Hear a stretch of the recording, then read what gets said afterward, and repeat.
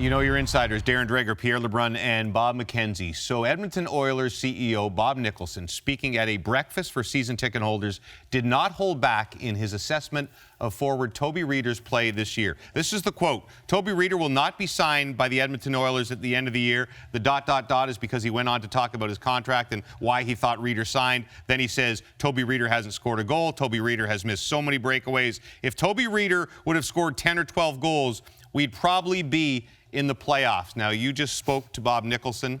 Does he regret his choice of words here? Yeah, no question about that. Bob Nicholson will admit that he made a mistake, and he told Toby Rieder a short while ago in a conversation that he had with his forward that he stepped out of bounds. Now, according to Nicholson, they laughed about it, but you have to also understand the context and the environment of these season ticket holder events. By the end of the week, there will be 9 of these things. And Bob Nicholson, as CEO, is standing in there and he's being peppered by the season ticket holders with all types of questions, including one that was specific to Toby Rieder. What Nicholson didn't like was the fact that he identified that Rieder should have scored more. If he scored 10 to 12 more goals, perhaps the Edmonton Oilers would qualify for the playoffs. So he's hoping at least that all of this is behind them.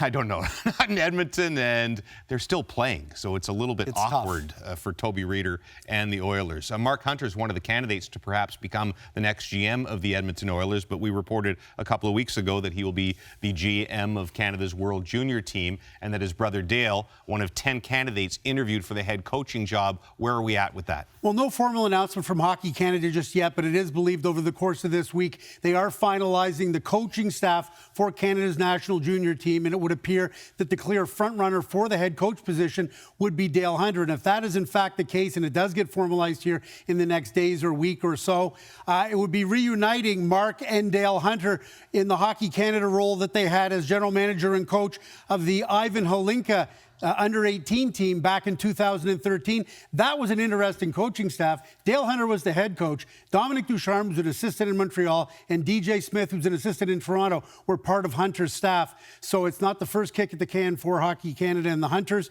but we'll wait for some formal word from the Hockey Canada group on what the entire staff will look like this time around. In the NHL, we have the Hunters and the Hunted in the playoff race vying for spots, and as it stands right now, 2 of the top 4 teams in the overall standings don't have a chance of surviving the second round. This format, a lot of fans hate it. There's a couple of guys, at least, on this panel that don't like it, but it's going to continue. Why?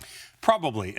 It's going to continue because, frankly, it's not a front burner issue at this moment, certainly not for the National Hockey League and not really for the NHLPA either. But as a factual matter, the agreement between the PA and the league on this playoff format actually expires at the end of this season. And so the PA has to give the NHL its blessing to say, yeah, let's stick with it for at least another year. Now, there's a call that's been set up for Friday between the NHL and the NHLPA to discuss just this, but all signs point to the fact that both sides will just continue with it for now. They need more time to tackle this, but they will at some point in time because a lot of people don't like it. College hockey's biggest award, the Hobey Baker, will be awarded on April 12th. Is it a lock for a Calgary native and future Colorado Avalanche member? Now, no question in my mind that Cale Makar, the Colorado Avalanche first-round pick from a couple of years ago, is the heavy favorite to win that. So Makar, and by the way, I would expect this will be his last year of college hockey. I think he's ready to turn pro with the Avs once his college career is over at Mass. Now, Adam Fox, an interesting one, was a Calgary Flames prospect, traded as part of the Hamilton-Furlan trade to the Carolina Hurricanes. He has to make a decision on whether or not he wants to go back to school next year, finish his senior year. He could become an unrestricted free agent if he does that. Carolina is waiting to see whether he's going to turn pro once Harvard's done. And Chase Prisky, this is an interesting one, Quinnipiac defenseman, 17 goals this season. He can sign with the Washington Capitals as soon as his college season is over, or he could become an unrestricted free agent by waiting till August. Calgary native Tara Hiroshi with the Detroit Red Wings now. He's a candidate. And the top 2 remaining free agents, Jimmy Schultz, the defenseman from St. Cloud, and Nico Sturm from Clarkson.